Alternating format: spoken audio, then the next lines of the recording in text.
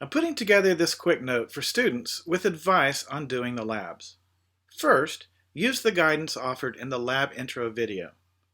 Next, always use dimensional analysis when doing calculations to ensure your units match. Information on this optional method can be seen in the Math Refresher assignment. Next, always ask yourself if your answer, either final or interim, makes sense given what you have and what you know. This isn't always possible, but it often is and will help you find mistakes that you may have made in your calculations. Here's some examples from actual student papers. I use these examples not to make fun of students, but to point out how using quick thought and concepts learned in class can often save you from mistakes. In this first example, the student is asked to calculate the diameter of Mercury using the small angle formula. You see the student's result highlighted in green here. A quick Google search returns the value of 4,879.4 kilometers. You see the student's result is a factor of 10 incorrect.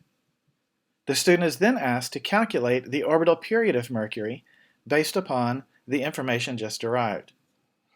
Again, you see the student's result here in green. Another quick Google search will return a value of 88 days.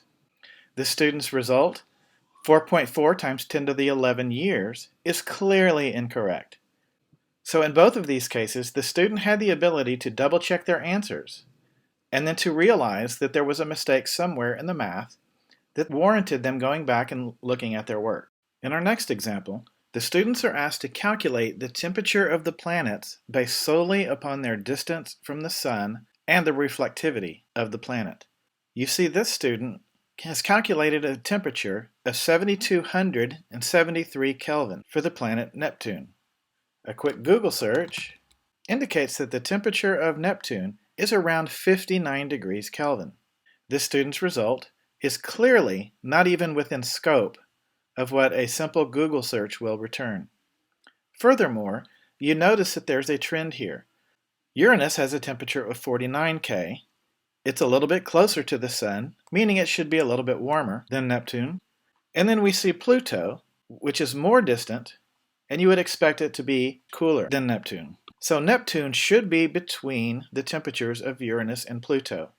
Here we clearly see that Neptune stands out significantly in that it is much, much hotter. In fact, we see here that Neptune is even hotter than the Sun at 5,800 Kelvin. This clearly should have been a red flag to this student that there was a mistake in the calculation. In this next example, the student is asked to calculate the distance of a star based upon some given information. Here, you can see that the student has produced a negative distant result. Now, how is this even possible? What does it mean to be a negative distance? So this answer clearly does not make sense and is again a red flag that something is wrong in the calculation.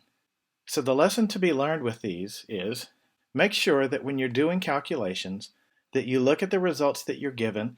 Don't just blindly plug numbers into an equation and take the answer on face value. Always ask if your answer makes sense, and if it does not, go back and check your work. You may save yourself a lot of credit if you just do this simple step.